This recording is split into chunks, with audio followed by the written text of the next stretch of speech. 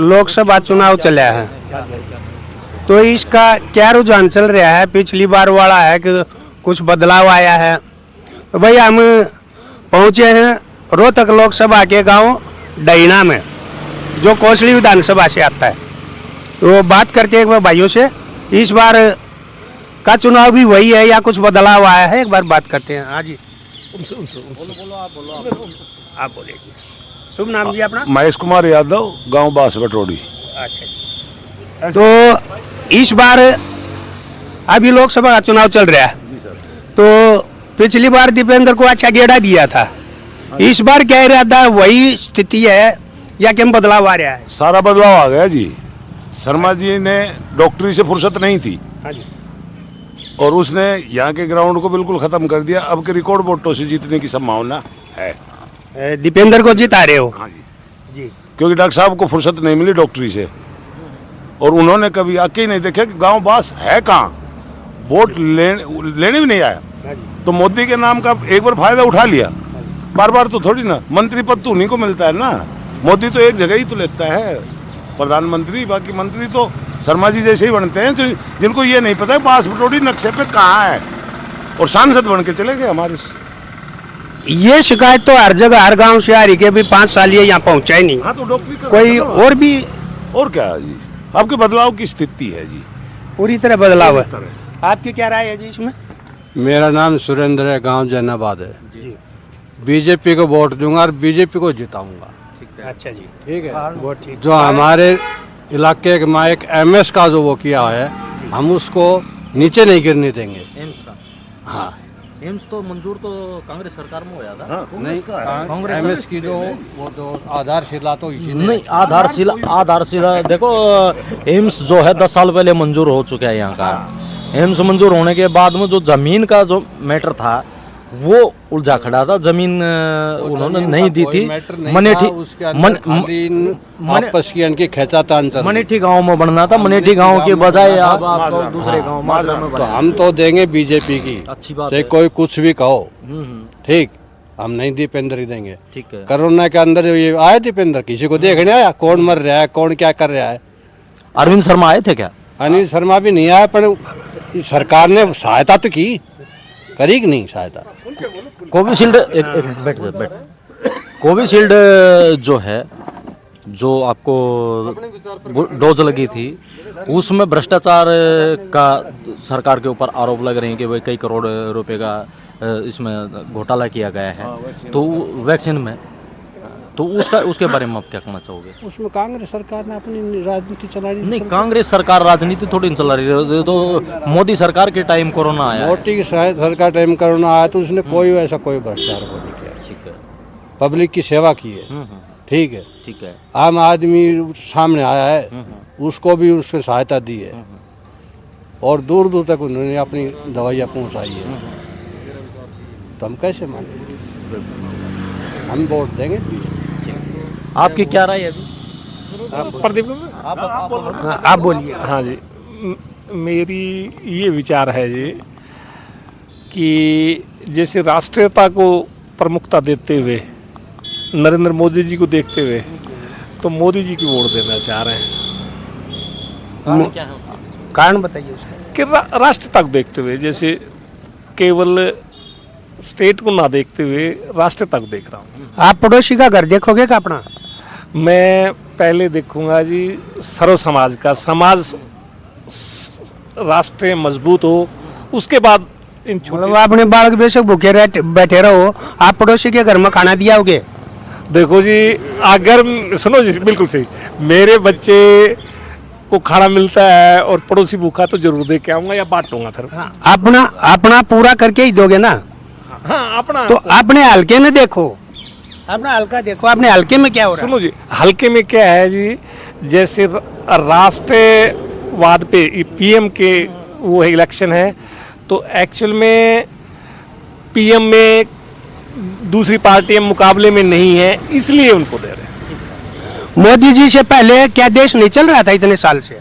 बिल्कुल चल रहा था जी, और उनकी भी जो थी वो ठीक थी उपलब्धियां। बदलाव कितना आया है मोदी जी के आने के बाद? अच्छा, मोदी जी के आने के बाद बदलाव है ना जी, राष्ट्र तक मामला सिक्योरिटी के मामले, नेशनल सिक्योरिटी के मामले में काफ़ी अच्छा बदलाव। पुलवामा हमला हुआ था उस टाइम, पुलवामा हमला हुआ उस टाइम आरोप लगे थे कि बीजेपी ने वो हमला करवाया था और उसमें 41 जवान जो थे वो शहीद हुए थे, और उसमें आपके एरिया के भी थे। हाँ जी, हाँ जी, हाँ जी, हाँ जी। उस बारे में आप क्या कहेंगे? अच्छा, मैं ये कहता हूँ, नहीं, उसके बारे में हम कहेंगे जी, बोलिए जी।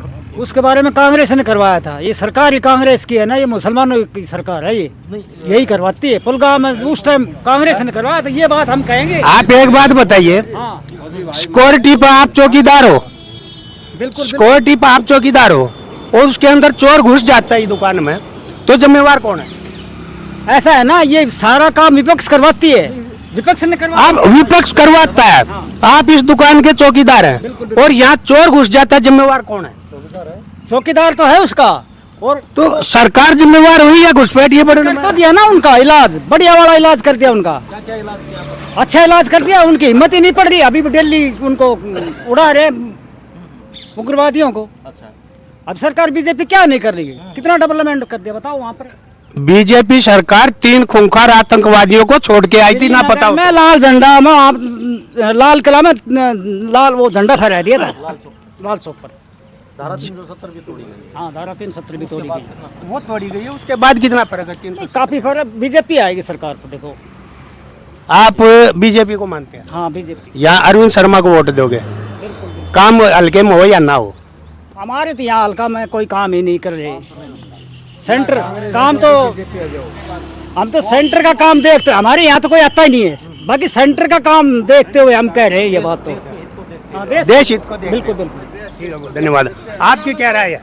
बता दिया ना गुरुजी ने। आप भी बोलिए। धन्यवाद जी, बस कुछ नहीं जी, विचार तो रखो थोड़े। नहीं, विचार बता दिए गुरुजी ने, तो सही गुरुजी ने बीजेपी का है जी। बीजेपी हाँ तो बोल दो, बोलो जो भी है। बीजेपी ने वोट बीजेपी को देंगे। हाँ, ये बोल लो ना, फिर बोलना चाहिए। छोटी वोट जो है विधानसभा का चुनाव आएगा, विधानसभा का भी आएगा, उसमें समझे नहीं, इधर आके देखता कौन है ये बताओ ना। एक भी कैंडिडेट आता है यहाँ, भाई किसी पूछा हो क्या है, जो इनके आदमी है उनसे मिल के चले जाते हैं जयराम जी की। चलो लोकसभा के बाद हरियाणा सरकार का चुनाव आएगा, विधानसभा का, उसमें आप क्या बदलाव चाह रहे हैं या नहीं? बदलाव तो चाहिए जी, उसमें बदलाव चाहिए। बदलाव तो बताओ। भाई मिस्त्री जी, आप भी बताइए कुछ, अपनी राय रखो यार, भागो क्यों? बोलो, कुछ तो बोलो यार, बोलना चाहिए, बोलिए। मैं दीपेंद्र को वोट दूंगा। दीपेंद्र को वोट दे रहे हो, उसमें क्या खासियत नजर आई आपने? ठीक है, अपने इलाके का सही है।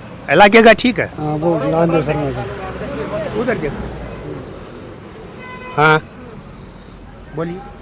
मैं तो दीपेंद्र को वोट कुछ काम अच्छे हुए थे उसमें? उसके टाइम में अच्छे काम किए थे। चलो, आप दीपेंद्र को ठीक मानते हो? हाँ, ठीक है। हाँ भाई डोलिया रे, आजा आजा आजा आजा आजा आजा आजा ऋषि, आजा आजा आजा, क्या बात होगी? आपने विचार रखने में क्या दिक्कत है? ना बिल्कुल। हाँ बोलो, आप किसको वोट दे रहे हैं लोकसभा चुनाव में? अरविंद शर्मा को या दीपेंद्र को? विपेंद्र को दे देगा। दीपेंद्र को दे दोगे? हाँ। इनमें नेता कौन सा ठीक है? विपेंद्र ठीक से है। दीपेंद्र ठीक है। हाँ, बाकी मोदी भी ठीक से है।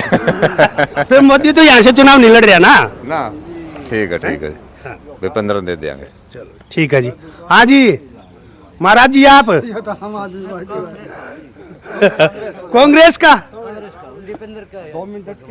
आप? मैं कांग्रेस का हूँ, दीपेंद्र की वोट देता हूँ। दीपेंद्र को वोट दे रहे हो जी? चलो ठीक है। हाँ जी भाई साहब, आप बोलिए। लोकसभा चुनाव आ रहा है, हाँ जी बिल्कुल। आप किसको ठीक मान रहे हो, अरविंद शर्मा को या दीपेंद्र को? मैं दीपेंद्र सर को वोट दूंगा। दीपेंद्र को वोट दे रहे हो? भारतीय जनता पार्टी को, क्योंकि कांग्रेस सरकार में हमारे हिंदुस्तान के सैनिकों का सर काट के ले जाते थे पाकिस्तानी, ठीक है। और मोदी सरकार में आप देख रहे हो क्या हो रहा है, ठीक है जी। वोट आप दीपेंद्र को दे रहे हो, आपकी भावना दीपेंद्र के साथ है? दीपेंद्र के नहीं, अरविंद शर्मा जो भारतीय जनता अब बोले ना, ठीक है, मिस्टेक हो गया थोड़ा।